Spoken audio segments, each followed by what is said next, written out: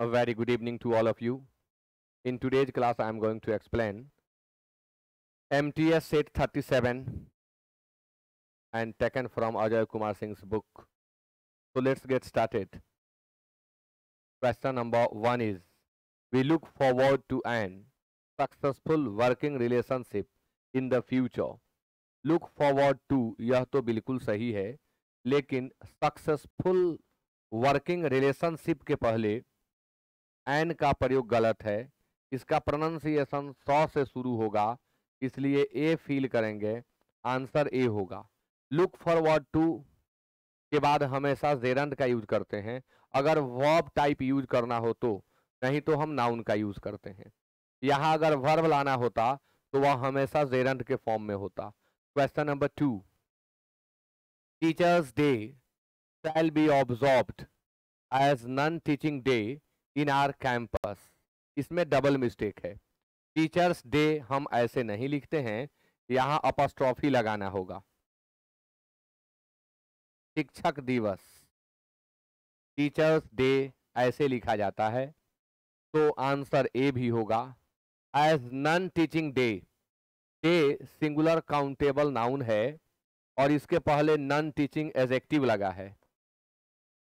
जब किसी नाउन के पहले एडजेक्टिव हो तो उस एडजेक्टिव के पहले हम ए या एन का यूज करते हैं। तो teachers day shall be observed as a non teaching day in our campus, तो ए में भी गलती है और बी में भी गलती है। Question number 3, when we got home last night we found that the guest dash. इसमें आपको फील करना है, ए में हैड अराइव्ड है, बी में हैज अराइविंग, सी में इज अराइविंग और डी में हैव अराइव्ड। एक ऑप्शन तो खुद ही एलिमिनेट हो जा रहा है कि हैज के बाद अराइविंग नहीं होगा। दूसरी बात, जब यहाँ V2 का यूज हुआ है, सेंटेंस के एक पार्ट में V2 है तो दूसरा पार्ट भी पास्ट में ही होगा, इसलिए हम इज अराइविंग हैव अराइव्ड नहीं लिख सकते। तो आंसर क्या होगा? ए। और एक इंपॉर्टेंट रूल भी है कि व्हेन वाले पार्ट में V2 हो तो दूसरे पार्ट में आवश्यकता के अनुसार या तो हैड प्लस V3 का यूज करते हैं या वाज वर के साथ V4 का। तो यहाँ when we got home last night we found that the guest had arrived, जब हम घर पहुंचे तब हम लोगों ने पाया कि गेस्ट आ चुके थे, इसलिए आंसर 3 का ए होगा। Question number 4, throw a stone dash the fierce cat. Fierce means होता है खूंखार या डरावना। Throw a stone dash the fierce cat, A में अबव है, बी में ऑन है, सी में एट है, डी में फॉरवर्ड है। थ्रो समथिंग के बाद हम एट का यूज करते हैं, इसलिए आप एट सेलेक्ट करें। 4 का आंसर सी होगा। क्वेश्चन नंबर 5, ऑब्लिगेशन का हमें सिनोनिम बताना है। 4 शब्द हैं, डिनायल है, रिफ्यूजल है, कमिटमेंट है और डिक्लाइनेशन है। ऑब्लिगेशन मीन्स वैधानिक कर्तव्य, वैधानिक कर्तव्य या जिम्मेवारी। वैधानिक कर्तव्य या वैधानिक जिम्मेवारी, दायित्व को हम ऑब्लिगेशन कहते हैं। Denial is the abstract noun of deny, इनकार या खंडन। Refusal is the abstract noun of refuse, इसका भी अर्थ होता है इनकार। कमिटमेंट वचनबद्धता और डिक्लाइनेशन इनकार या अस्वीकृति।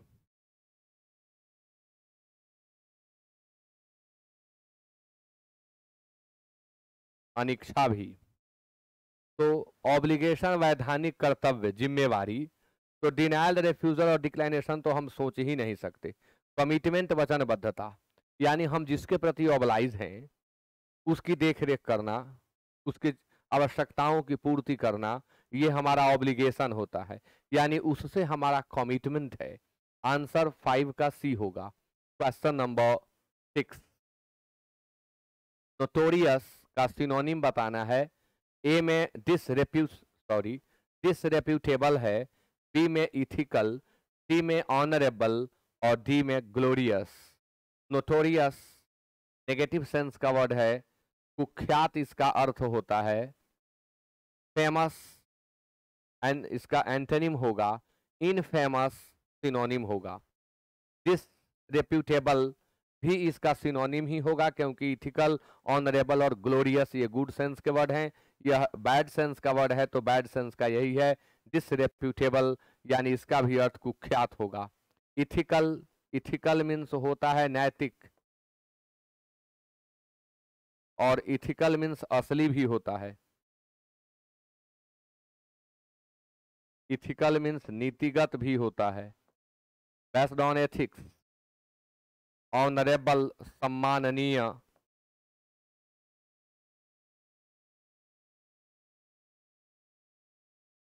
ग्लोरियस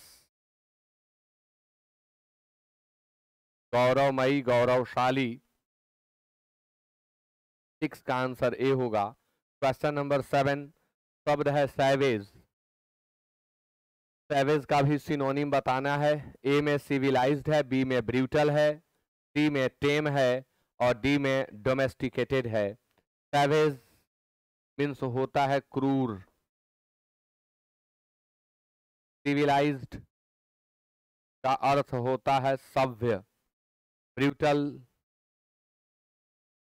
क्रूर या निर्मम,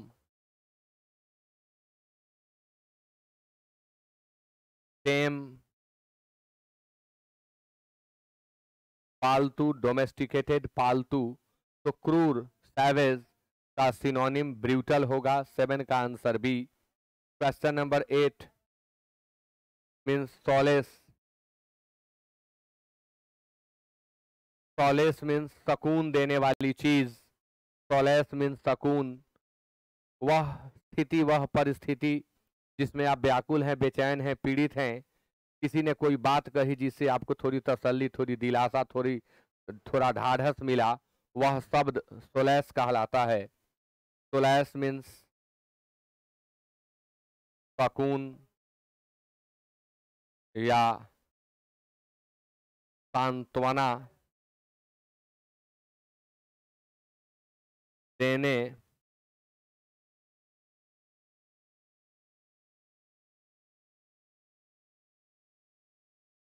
सकून या सांत्वना देने वाली वस्तु या कोई बात। पीटी मीन्स दया, डिसहार्मनी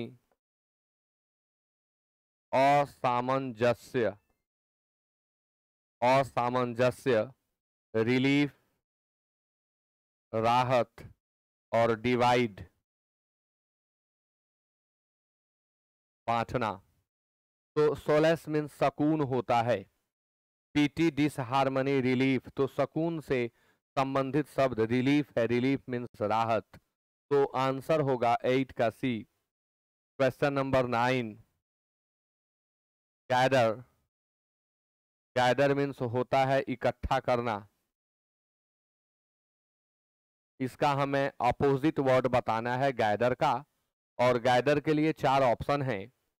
चूज है, यूनाइट है, क्राउड है और डिवाइड है। तो गैदर मीन्स इकट्ठा करना, कलेक्ट मीन्स इकट्ठा करना, एक्यूमुलेट मीन्स इकट्ठा करना,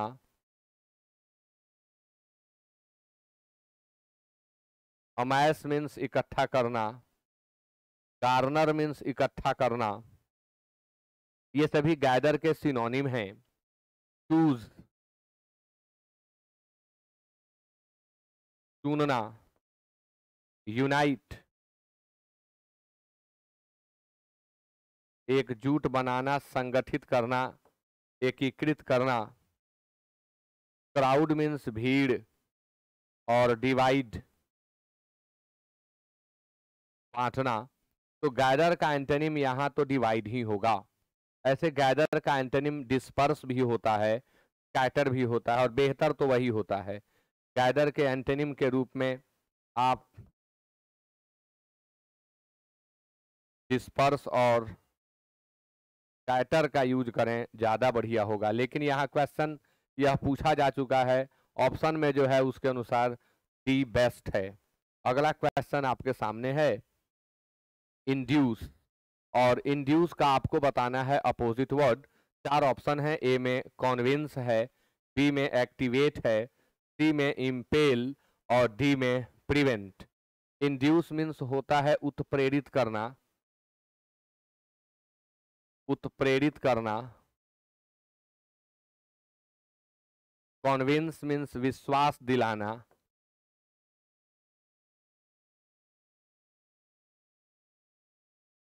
एक्टिवेट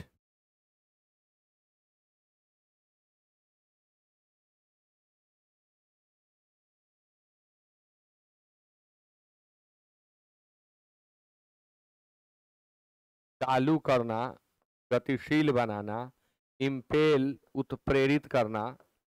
यानी इंड्यूस का साइनो है इम्पेल, उत्प्रेरित करना, और प्रिवेंट रोकना। तो उत्प्रेरित करना कुछ करने के लिए कन्विंस, एक्टिवेट, इम्पेल नहीं होगा, आंसर डी होगा प्रिवेंट, क्योंकि हमें अपोजिट वर्ड देना है। तो प्रिवेंट होगा, रोक देना। ए बर्निंग क्वेश्चन एक इडियम है और इसका आपको मीनिंग बताना है। ए बर्निंग क्वेश्चन मीन्स होता है एक ज्वलंत मुद्दा, एक ज्वलंत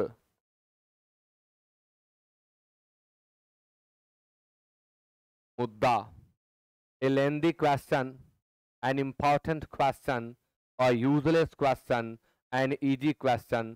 तो आंसर होगा an important question, एक महत्वपूर्ण मुद्दा। 11 का बी होगा। क्वेश्चन नंबर 12, बाई हुक और बाई क्रुक। बाई हुक और बाई क्रुक का अर्थ होता है चाहे जैसे भी हो।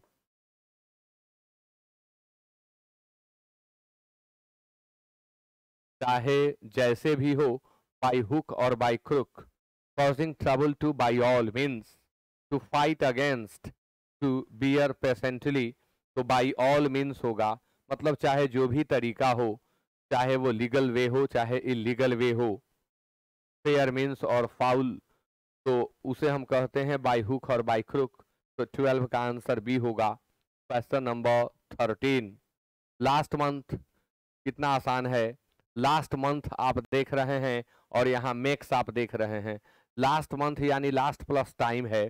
जब भी लास्ट प्लस टाइम दिखाई पड़े तब आप V2 का यूज करें, यानी मेक्स के जगह मेड होगा। तो he made news with, he made news with. Answer क्या होगा? 13 का बी होगा। क्वेश्चन नंबर 14, इंप्रूव करिए ब्रैकेटेड पार्ट को। इसमें भी the terms of a future partnership would be vastly inferior on comparison with। देखिए यह भी क्वेश्चन इजीली बनने वाला है। अगर आप केवल इनफेरियर पर ध्यान देंगे तो आपको टू फील करना होगा, लेकिन यहाँ कंपैरिजन विथ है और टू कंपैरिजन विथ नहीं होता है, होता है in comparison with. In comparison with, ये ऑन नहीं होगा, इन होगा की तुलना में। इन कंपैरिजन विथ की तुलना में, तो आंसर सी होगा। अब इनफेरियर टू डायरेक्ट कंपैरिजन जब करते हैं, this is inferior to that, वहां पर हम इनफेरियर के साथ टू लगाते हैं, लेकिन यह कंपैरिजन विथ के कारण इन लगाना पड़ रहा है और यही होगा। क्वेश्चन नंबर 15 में वन वर्ड सेलेक्ट करना है। क्वेश्चन आपके सामने है, a woman who entertains guest. वह औरत जो अतिथियों का मनोरंजन कराती है, जो उन्हें इंटरटेन करती है, यानी जो उनका आवभगत करती है, जो उनका स्वागत करती है, उसे क्या कहते हैं? नर्स को हिंदी में परिचारिका कहते हैं, जो डॉक्टर को असिस्ट करती है, पेशेंट की देख रेख करती है। वेटर, वेटर को हिंदी में वायरा कहते हैं, जो रेस्टोरेंट में भोजन परोसते हैं। हॉस्टेस मीन्स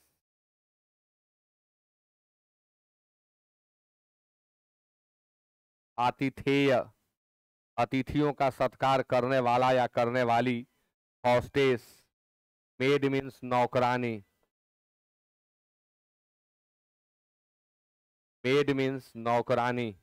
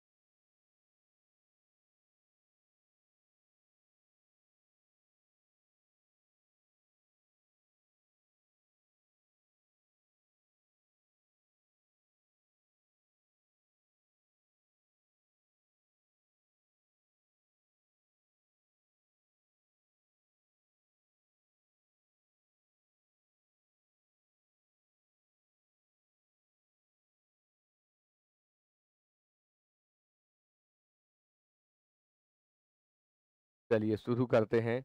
तो आंसर सी होगा होस्ट, मेल के लिए यूज होता है और फीमेल के लिए हॉस्टेस यूज होता है। आगे बढ़ते हैं। Question number 16, a reminder of something. A reminder of something, किसी चीज को रिमाइंड कराने वाला। तो इंफॉर्मेशन मीन्स सूचना। ए में इंफॉर्मेशन है, बी में लेटर है, सी में ब्रोशर है और डी में मेमेंटो है। लेटर मीन्स पत्र होता है, ब्रोशर मीन्स सूचना पत्र, और ब्रोशर को हम ये भी कहें, किसी कोचिंग इंस्टीट्यूट इत्यादि में जाते हैं तो जो उनके इंफॉर्मेशन का डिटेल कंटेन करता है उस पेपर को हम ब्रोशर कहते हैं। मेमेंटो मीन्स होता है स्मृति चिन्ह, वह चिन्ह जो किसी चीज की याद दिलाए, स्मृति चिन्ह। इसलिए आंसर 16 का डी होगा। क्वेश्चन नंबर 17, स्पॉन्सर को 4 तरीके से लिखा है, एक ही सही है। स्पॉन्सर, स्पॉन्सर प्रायोजक हिंदी होता है। आंसर 17 का ए होगा। क्वेश्चन नंबर 18, सैटेलाइट को 4 तरीके से लिखा गया है। सैटेलाइट SATELLITE होगा। 18 का आंसर सी होगा। सैटेलाइट उपग्रह। क्वेश्चन नंबर 19 को आप अरेंज करें। क्वेश्चन नंबर 19 आपके सामने है, आप इसे अरेंज करें, तब तक मैं एक मैसेज सेंड करूं।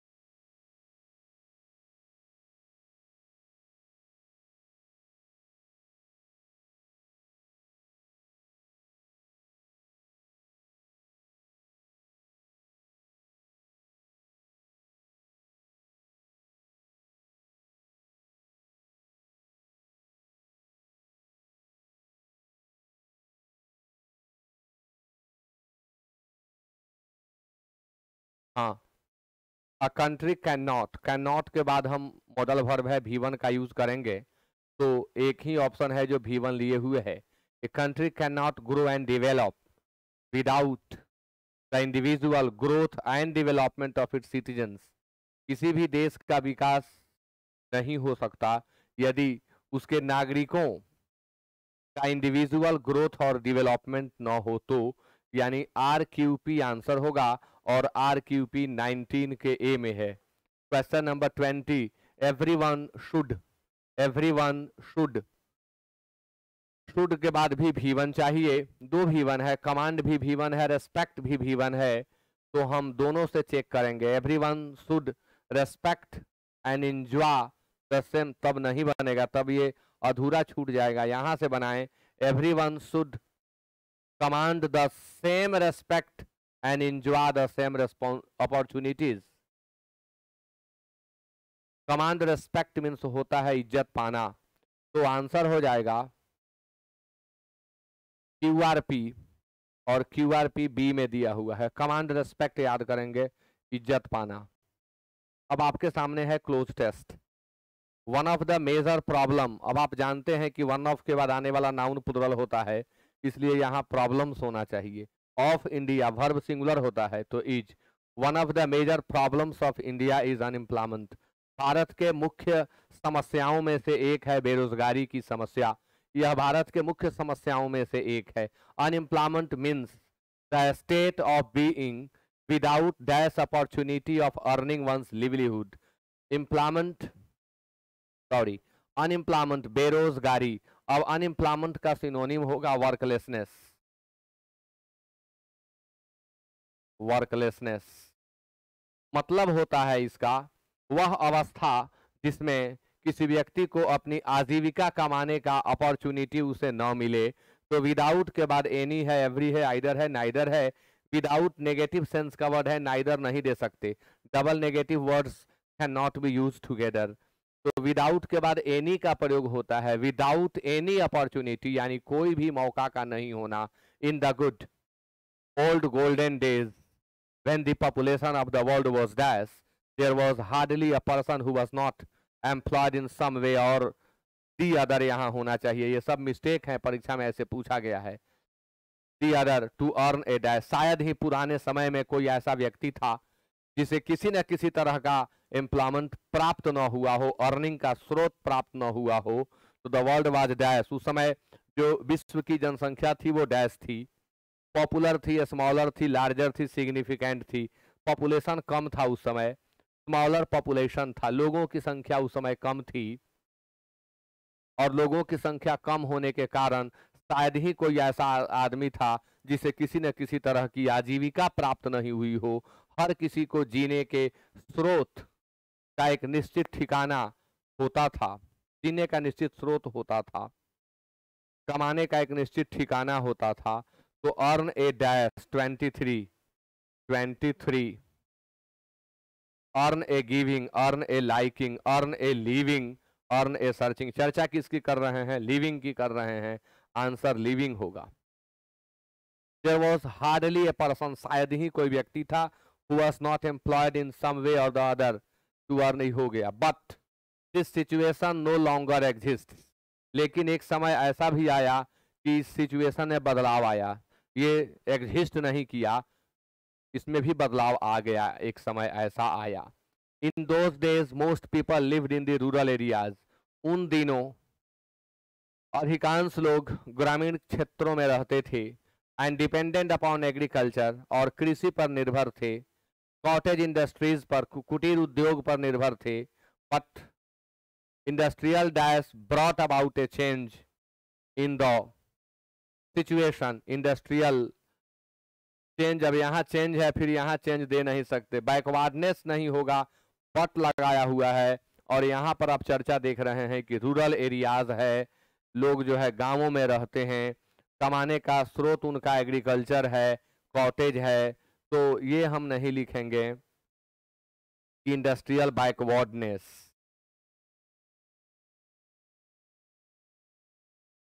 चेंज बैकवर्डनेस कहाँ से लाएगा? चेंज इंडस्ट्रियल सिविलाइजेशन लाएगा। एक ऐसा वक्त, एक ऐसा समय एक ऐसा दौर आया जब हमारी सभ्यता औद्योगिक सभ्यता में बदल गई, यह वह चेंज था। But industrial civilization brought about a change in the situation. It introduced machines. इस civilization ने क्या किया? मशीन लाया। And as a single machine can do the work of many men.